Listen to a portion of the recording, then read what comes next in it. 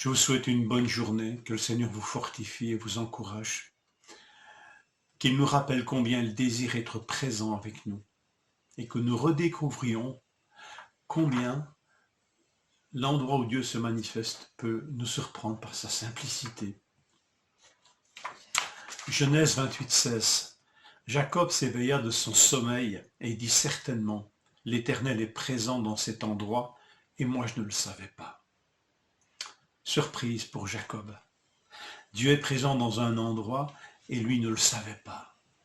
Un endroit, nous dit le texte, sans rien préciser davantage. Ne donne pas de nom, c'est un lieu indéterminé. Il n'a rien d'extraordinaire et pourtant après cette expérience, Jacob va lui donner un nom extraordinaire puisqu'il va l'appeler Bethel, la maison de Dieu. Là où il n'y a pas la moindre construction, là où il n'y a pas le moindre temple, cet endroit où Dieu s'est manifesté et a manifesté sa présence devient la maison de Dieu. C'est une grande leçon, n'est-ce pas? C'est la présence de Dieu qui fait la maison, et ce n'est pas la maison qui attire nécessairement la présence de Dieu. Mais il y a plus encore, il y a une chose extraordinaire qui est annoncée à Jacob. Au verset 15, une chose qu'il ne comprend pas bien d'ailleurs. Dieu lui dit, voici je suis moi-même avec toi et je te garderai partout où tu iras. En matière de présence de Dieu, il y a là une promesse extraordinaire. Dieu dit, je serai avec toi. La présence de Dieu se manifeste au travers d'un homme simple, un Jacob qui n'est pas encore un homme extraordinaire au service de Dieu. Et Dieu déjà manifeste quelque chose là. Son désir, c'est d'être avec l'homme. Et là où se tient un homme qui aime Dieu, qui craint Dieu, là Dieu se tient. Là Dieu est présent. Alors est-ce que Jacob est cet homme? À ce moment-là précis de son histoire, il n'en a pas les épaules. Mais Jacob nous annonce un autre homme. Et cet autre homme viendra. Et voilà ce qu'il va nous dire. Cet autre homme, c'est Jésus. Et voilà comment ces paroles nous sont rapportées dans l'évangile de Jean, chapitre 1, verset 51. Reprenons la vision de Jacob d'une échelle entre le ciel et la terre. Voilà ce que Jésus va dire. En vérité, je vous le dis, vous verrez le ciel ouvert et les anges de Dieu monter et descendre sur le Fils de l'homme. Le lieu où Dieu se tient est là où se tient le Fils de l'homme.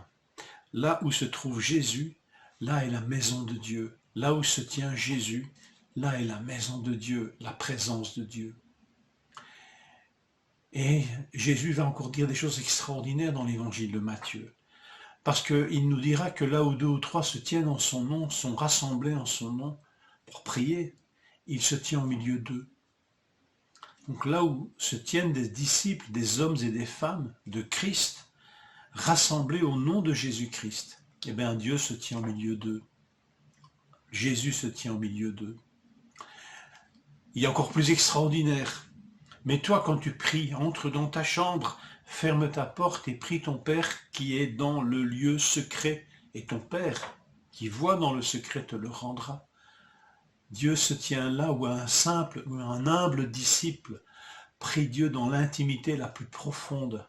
Dieu se tient là. Quelle promesse! En quel lieu Dieu se tient-il? Dieu était présent en ce lieu et je ne le savais pas. Est-ce que nous, en tant que chrétiens, nous avons à redécouvrir ce privilège extraordinaire de la présence de Dieu, là où 2 ou 3 se tiennent rassemblés en son nom, là où un disciple, dans l'intimité de sa chambre, se tient en prière, Dieu est là, là est la maison de Dieu, là est la présence de Dieu. Redécouvrons-le avec urgence, s'il le faut. Réveillons-nous, comme Jacob, réveillons-nous du sommeil et redécouvrons ces lieux où Dieu se manifeste. Ta chambre, dans le plus intime de ton secret, de ton intimité, est là où 2 ou 3 se tiennent en présence de Dieu et au nom de Jésus-Christ.